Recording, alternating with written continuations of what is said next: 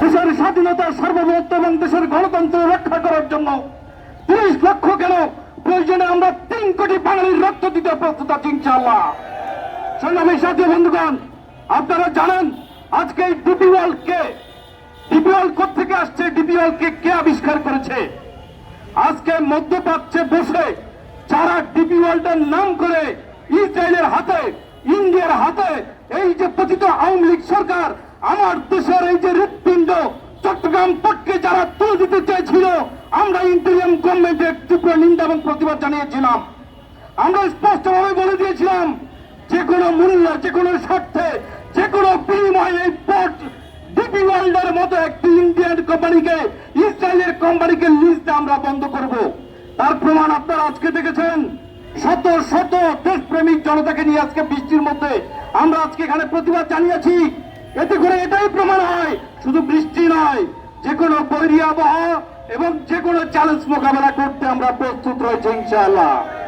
সংগ্রামী সাথী ও বন্ধুগণ, আলোচনা দীর্ঘায়িত করব না, শুধু একটাই কথাই বলতে চাই, মাতৃভূমিকে সুরক্ষা দিতে প্রয়োজনে যত বেশি বিনিময় আমাদের দিতে হবে, সেটা যত কঠিন হোক না কেন, সেটা দেওয়ার জন্য আমরা প্রস্তুত রয়েছি।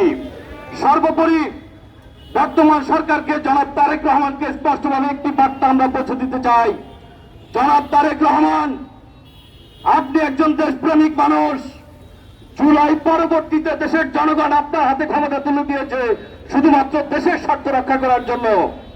আজকে আপনার পাশে বসে, আপনার ডানে বামে বসে যারা আপনাকে ভুল বুঝিয়ে এই যে বিডার চেয়ারম্যানের মতো দেশদ্রোহী কর্মকাণ্ডে যারা লিপ্ত ছিল, তাদেরকে যে আপনি আসনে অধিষ্ঠিত করেছেন, তারা আপনার কাল হয়ে দাঁড়াবে অদূর ভবিষ্যতে।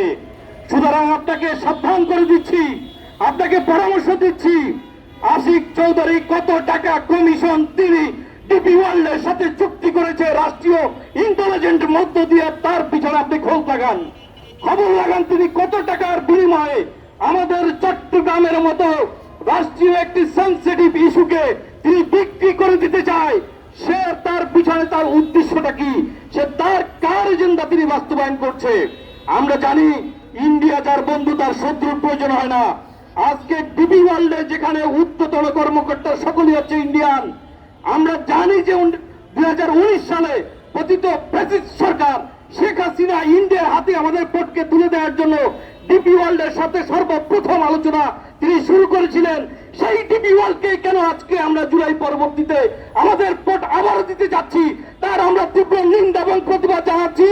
এবং এক দফা আজকে আমরা সরকারকে আহ্বান জানাতে চাই, যত দ্রুত সম্ভব ডিপি ওয়ার্ল্ডের মতো একটি সার্বভৌম একটি কোম্পানিকে, একটি ইসরায়েলি কোম্পানিকে, একটি ইন্ডিয়ান কোম্পানিকে, এই যে আমাদের চট্টগ্রামের হৃৎপিণ্ড, বাংলাদেশের হৃৎপিণ্ড, আমাদের ব্যবসায়িক হৃৎপিণ্ড চট্টগ্রাম পোর্টের যে চুক্তির আলোচনা হচ্ছে, সে আলোচনা থেকে দ্রুত বের হয়ে এই আলোচনা এবং এই চুক্তি বাতিল